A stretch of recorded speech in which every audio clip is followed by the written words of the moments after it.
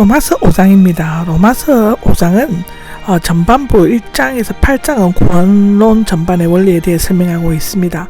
먼저 본서의 주제이며 신약의 위대한 원리요 구약의 완성이 믿음으로 어렵다 함을 얻는다는 것인데, 그것을 설명하기 위해 인사말과 복음의 기원과 핵심 내용, 우주적 죄악론과 인간의 전적 타락 등 다음 그 기초적인 성격과 원리를 밝히고 칭의의 구약적 근거로서 아브라함의 믿음을 증언하고 믿음의 본질을 설명하고 있는 것입니다. 여기 로마서 5장은 십자가에서 구속사역을 이루신 예수 그리스도를 믿음으로써 우리가 하나님과의 바른 관계를 회복하고 하나님과 더불어 화평을 누리게 된다는 사실을 언급하고 있는 것입니다. 1절에서 5절까지의 짧은 부분 안에는 삼위일체 하나님, 예수님, 그리스도님, 성령의 교리, 믿음, 생활의 세 가지 요소, 믿음, 소망, 사랑, 은혜의 세 방면, 은혜, 평강, 기쁨 등이 언급되고 있습니다. 1절을 보시면 믿음으로 어렵다 하심을 받은 사람들의 네 가지 특권이 나옵니다. 첫째로는 주 예수 그리스도를 통해서 하나님과 더불어 평화를 누린다는 것입니다. 그러므로 앞에 4장 25절뿐만 아니라 1장 18절 까지 전체 내용을 볼 수 있습니다. 이 평화라는 말에는 화해, 평화, 평안이라는 의미가 함축되어 있고, 화평은 하나님과 완전한 화목을 이루고 하나님의 인정을 얻는 안전한 평온을 가리키는 것이지요. 이 평온은 하나님의 진동과 심판 때에 그리스도 안에서 용납되는 자들을 위협하지 않을 만큼 완벽한 것이라고 설명하고 있습니다. 하나님과의 평화로운 관계는 내면적인 심령의 평화를 주는 원천이 된다는 것이고, 이러한 평화는 우리 주 예수 그리스도를 통하지 않고서는 결코 얻을 수 없다는 것입니다. 왜냐하면 그리스도께서는 하나님과 원수된 우리를 십자가의 죽음을 통해 중보자로서 화목케 하셨기 때문이라고 히브리서 9장 22절에서 28절까지는 기록되어져 있습니다. 하나님과 더불어가 나오는데, 성자 그리스도께서 성육신 이전에 성부 하나님과 영화로운 교제가 있었던 것처럼 우리도 그 교제에 함께 참여하게 될 것이라는 것입니다. 평화를 누립니다가 나오는데, 권위 있는 사본들에는 누립시다로 되어 있지만 이 권면형은 전후 문맥에 어울리지 않았으므로 다른 사본들에게는 서술형으로 누리자로 번역되었다고 합니다. 그리스도를 통해 우리가 지금 서 있는 이 은혜 속에 들어올 수 있게 되었다라고 2절에는 얘기하고 있는데, 평화를 누리는 것은 현재의 상태를 말하는 것이고, 은혜 속으로 들어올 수 있게 된 것은 과거로 거슬러 올라가고 그 원인을 찾고 있는 것이라고 합니다. 믿음으로는 근위 있는 사본과 일부 에서는 생략되어 있다고 하고, 문맥상 그 의미가 내포되어 있습니다. 여기에서 은혜는 뚜렷한 경계가 있어서 우리가 인도되거나 서 있는 장소로 표현되고 있는데, 지금 서 있는 는 과거에 그 한가운데 놓여 있고 지금도 그곳에 있을 것을 의미한다고 합니다. 들어올 수 있게 되었다인데, 이끌려 들어갔다, 접근하게 되었다의 뜻으로 과거형으로 과거에 들어가서 지금도 그곳에 있는 것을 의미하는데, 우리는 인도자를 따라 왕 앞에 나가는 것처럼 그리스도를 통해 믿음으로 은혜적 하나님과 사랑의 친교에 들어갔을 뿐만 아니라 지금도 그 은혜 안에 계속 서 있다는 것입니다. 하나님의 영광에 참여하기를 소망 가운데서 즐거워합니다인데, 하나님과의 친교를 회복한 사람은 하나님의 영광에 참여하게 될 소망을 가지고 즐거워하게 된다는 의미입니다. 여기 즐거워합니다는 기뻐 날뛰다, 크게 즐거워하다, 크게 자랑하다의 뜻으로 믿음으로 하나님의 은혜에 들어가게 된 기쁨이 복음으로 인해 받게 되는 핍박과 훨씬 더 크다는 사실을 나타내고 있는데, 바울의 일생은 고난과 시련의 연속이었습니다. 고린도후서 11장을 보시면 그렇죠. 소망과 사랑이 있기 때문에 언제나 즐거워하였다라고 빌립보서 4장 4절에는 기록되어져 있습니다. 여기 환난이 나옵니다. 환난은 괴롭히다, 에워싸다에서 비롯되었고, 포도즙 틀에서 즙을 짜내듯이 피와 땀과 눈물을 짜내는 것처럼 고통을 받는 것을 의미합니다. 여기 인내는 오래 참다, 계속하다, 기다리다에서 비롯되었는데, 소극적으로 참는 것이 아니라 견고한 믿음으로 적극적으로 살아가는 것을 의미합니다. 로마서 8장 25절에 기록되어 있죠.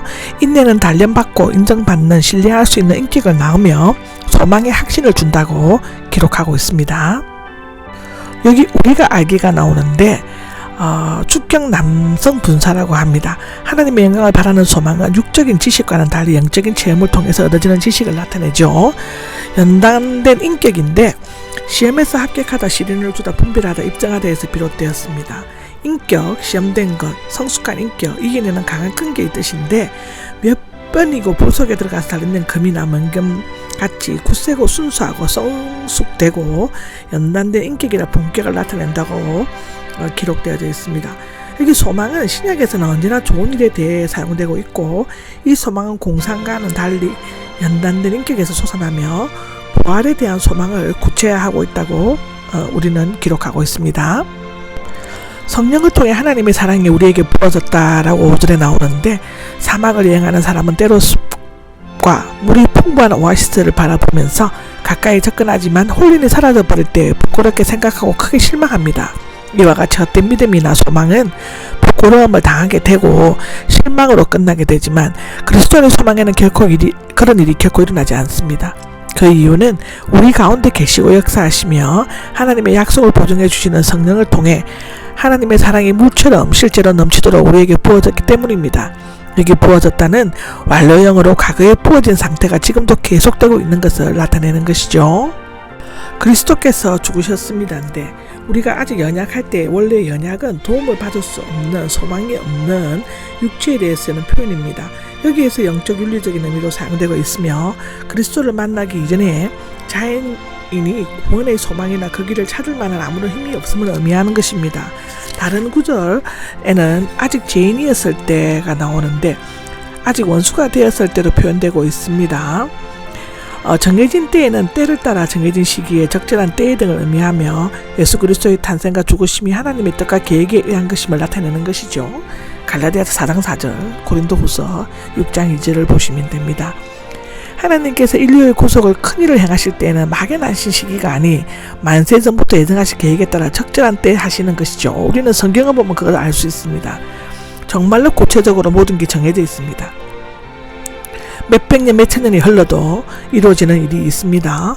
경건치 않은 자들을 위해서는, 경건치 않는 자는 하나님 없이 사는 죄인이고 혐오스러울 정도로 경건치 못한 자입니다. 여기 위에는 대신이라는 의미가 있으며, 하나님께서 경건치 않은 자를 대신해 죽으신 것을 나타내는 것이죠.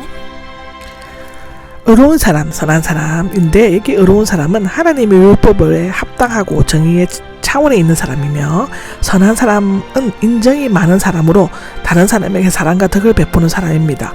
그런 사람들을 위해 희생하거나 죽은 사람을 찾는다는 것은 매우 어려운 일이죠. 더욱이 죄인을 위해 목숨을 버린다는 것은 결코 그 누구도 할 수 있는 일이 아닙니다. 인간들이 할 수 있는 일이 아니죠. 아직 죄인이었을 때가 나오는데, 아담과 하와의 범죄로 말미암아 전적으로 타락하고 부패한 죄인들을 위해 예수님께서 죽으셨다는 것이 도저히 상상할 수 없는 참된 사랑이라고 요한복음 3장 16절, 요한일서 4장 9절에는 적혀 있습니다. 증명해 주셨다는데 분명히 하다, 추천하다, 드러내다입니다. 하나님의 사랑은 그리스도의 십자가 죽음에서 현실적으로 분명히 실정되었습니다. 현재는 그리스도의 대속적 사역이 과거의 일회적 사건으로 끝이 나지만, 하나님의 사랑은 지금까지 계속적으로 부어지고 있음을 나타내죠. 그러므로 이제 구원을 받을 것입니다 라가 나옵니다. 그리스도의 십자가에서 드러난 하나님의 절대적 사랑은 경건치 않을 때 의롭다함을 받았다는 현재의 확신임과 동시에 장차 하나님의 진노에서 구원받게 되기를 바라는 미래의 소망이죠. 하나님과 원수 되었을 때 구원을 받을 것입니다인데, 원수는 원래 미워하는 자, 적대하는 자를 의미합니다. 하나님에 대해 적개심을 가지거나 또는 하나님께서 원수로 여기는 사람을 가리키며 죄인보다 더 적극적 의감을 가지고 있습니다. 화해하게는 서로 갈라섰던 부부가 화해하는 것처럼 지금까지 하나님의 뜻이 맞지 않아 멀리 헤어져 있지만, 하나님의 사랑과 그리스도의 구속에 의해 하나님과 화해되었음을 나타내는데요. 그분의 생명은 그리스도의 부활 생명과 권능을 가리키며, 이로 말미암아 우리는 날마다 죄에서 구원받고 장차 하나님의 진노에서 해방될 것이라는 것입니다. 예수 그리스도를 통하여 화해가 이루어졌다는 것이 11절에 나오는데, 전반부는 찬양과 승리의 기쁨으로 끝나고, 여기에서는 기뻐한다는 것은 자랑한다는 말과 같은 어원에서 왔답니다. 자랑하면서 기뻐하다는 것을 의미하는데, 그가 기뻐한 이유는 첫째, 하나님의 영광에 참여하게 될 소망이 있기 때문입니다. 두 번째는 한낱의 인내와 연단된 인격과 소망을 가져다 주기 때문이고, 세 번째로는 그리스도를 통해 화해가 이루어졌기 때문입니다. 우리가 장래의 구원을 얻을 뿐만 아니라 현재도 하나님과 화해를 이루어 평화를 누리면서 살 수 있는 것은 실로 큰 기쁨과 영광이 아닐 수 없는 것입니다. 아멘.